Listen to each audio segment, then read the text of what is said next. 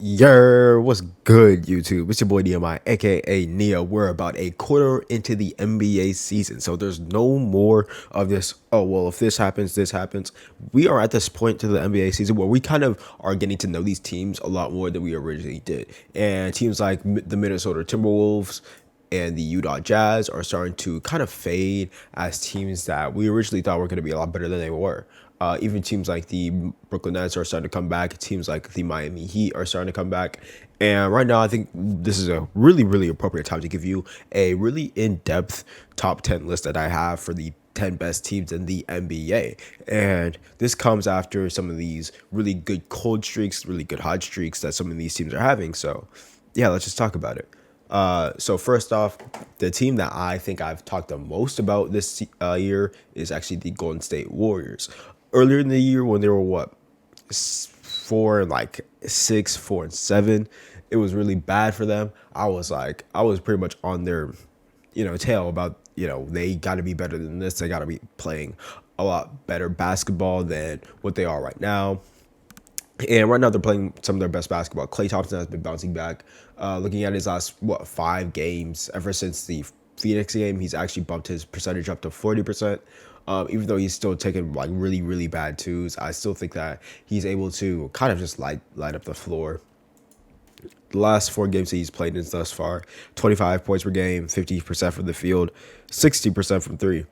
Again, he's just a human torch, and the fact that they're getting him right now is great. That type of production is great. That being said, a really really big factor about the Golden State Warriors team is whether or not this defense is actually going to be as good as it was in the previous years. Right now, it's not looking like it. So that's the reason why I have them this low, even regardless of their record. I still think that their defense could be a really big problem going into the postseason because we have bigger teams in the West now. We have the Denver Nuggets. Let me refresh this page real quick. We have the Denver Nuggets. We have the Phoenix Suns, who are also a bigger team. The New Orleans Pelicans could also probably give them problems. Again, the Memphis Grizzlies are also another bigger team. And I think that this Warriors team does struggle with length a little bit. And if they were to face up against like a really, really big, not Jason Tatum, a really big opponent in the playoffs, there's a good chance that may be really bad for them. So yeah, I think that's going to be something to really look at going forward.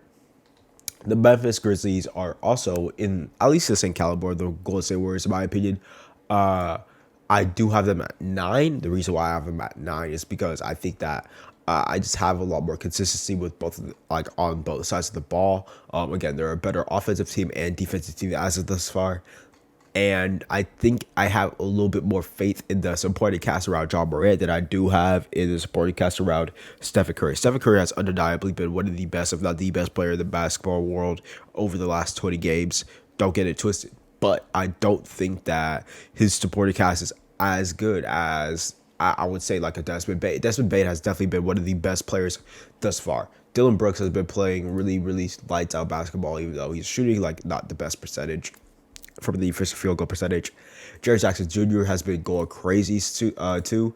He's averaging a lot more free throws. That's what you want to see.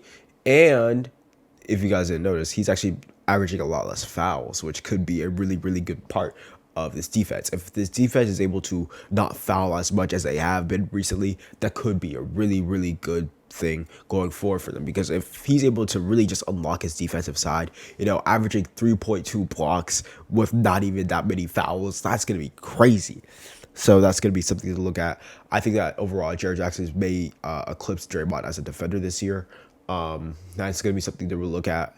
Desmond Bane, I think, is right now is better than Klay Thompson, and overall, I think that this roster is looking to bounce back from the year that they have.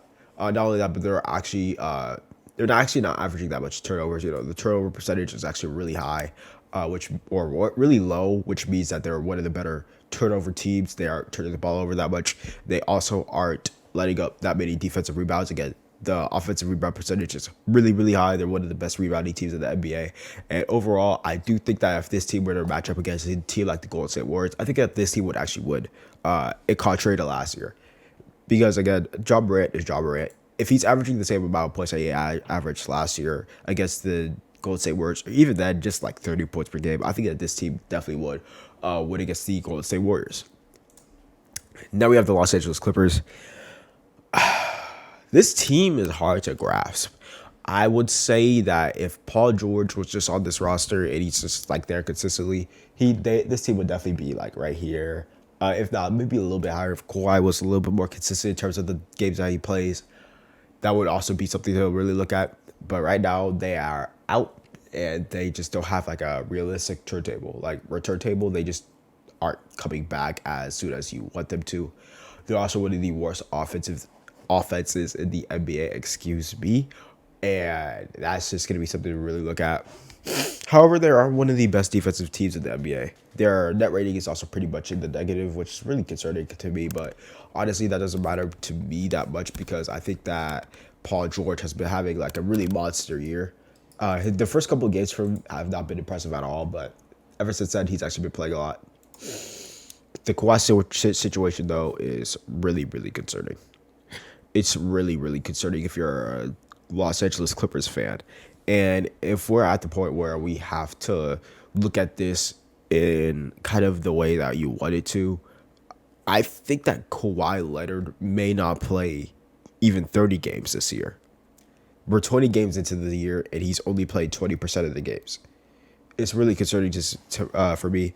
Overall, 20 games into the season, I'll give them 10 more games. See how Kawhi looks when he comes back, if he's able to play a lot more minutes than he has. If he's able to at least stay on the floor because he's not been able to stay on the floor.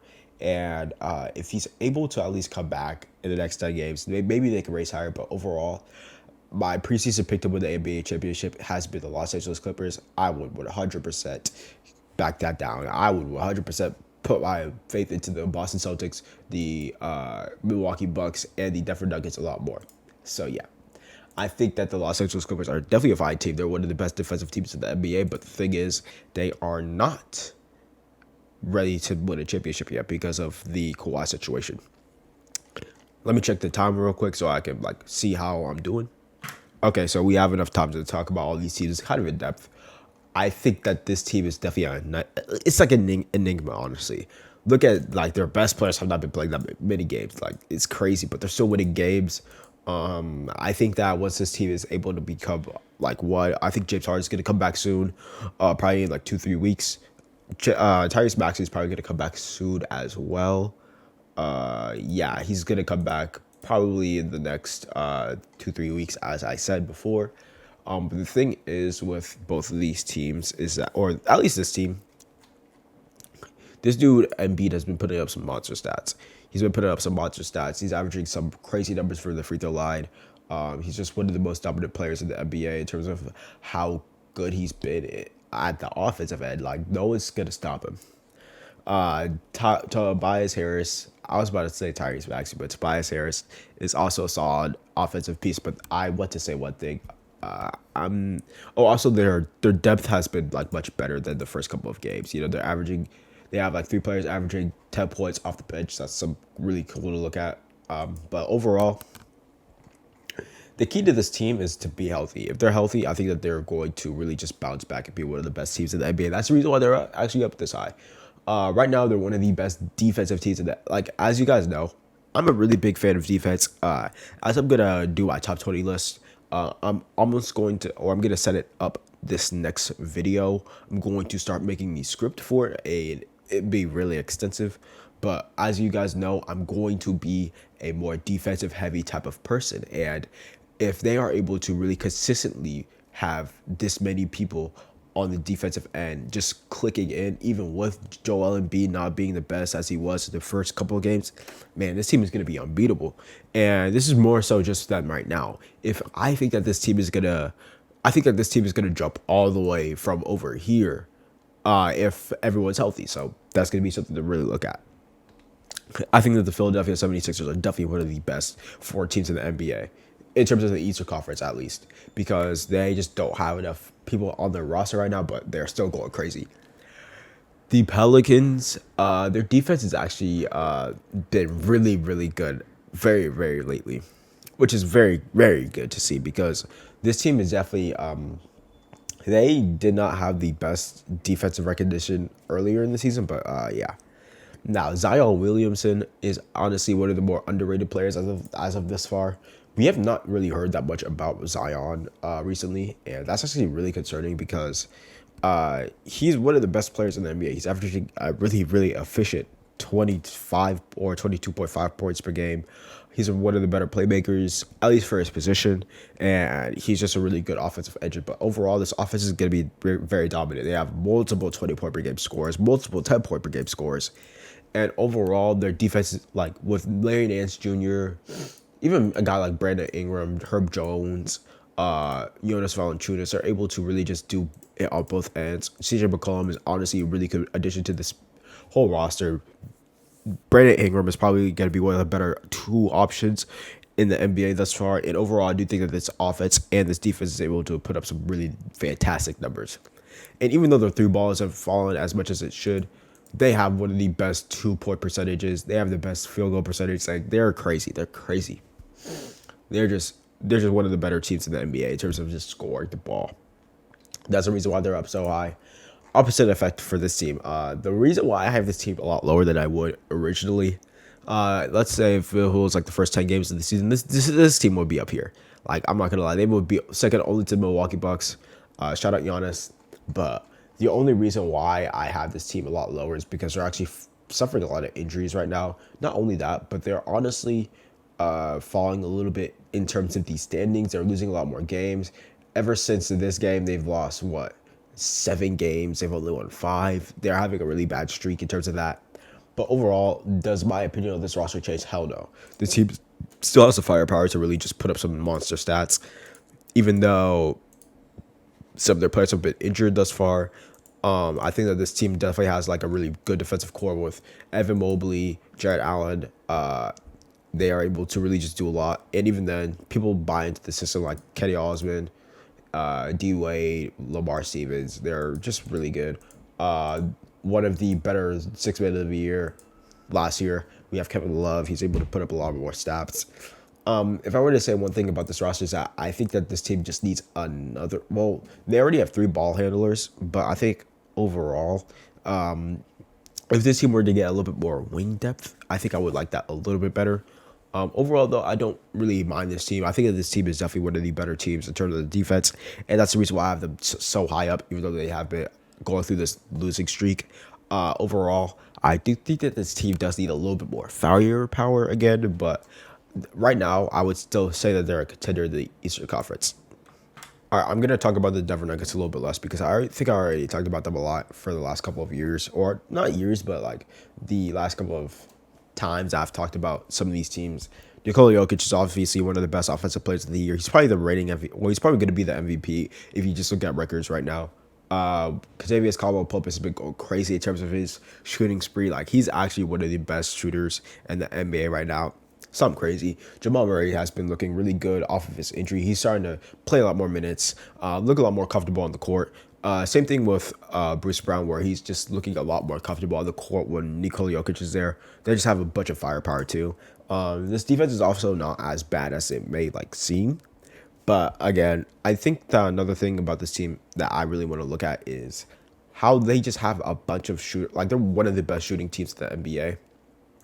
Just in terms of pure volume, they're only second to the Boston Celtics, which are actually one of my other teams. But overall, I do think that this team just has a lot of firepower that I don't think a lot of people could guard. I think that they are one of the best teams in the Western Conference, and I think that if it wasn't for the Phoenix Suns right now, I think that this team would definitely be the best team in the Western Conference. The only thing is their defense is probably going to suck in the playoffs again, and that's the reason why I think that the Phoenix Suns is probably going to be a little bit better. Though I do think that the Phoenix Suns have one really big problem. This is the only thing I'm going to talk about with the Phoenix Suns, by the way. Chris Paul is not looking as good as we really thought he was going to be. And that's going to be really concerning to go forward.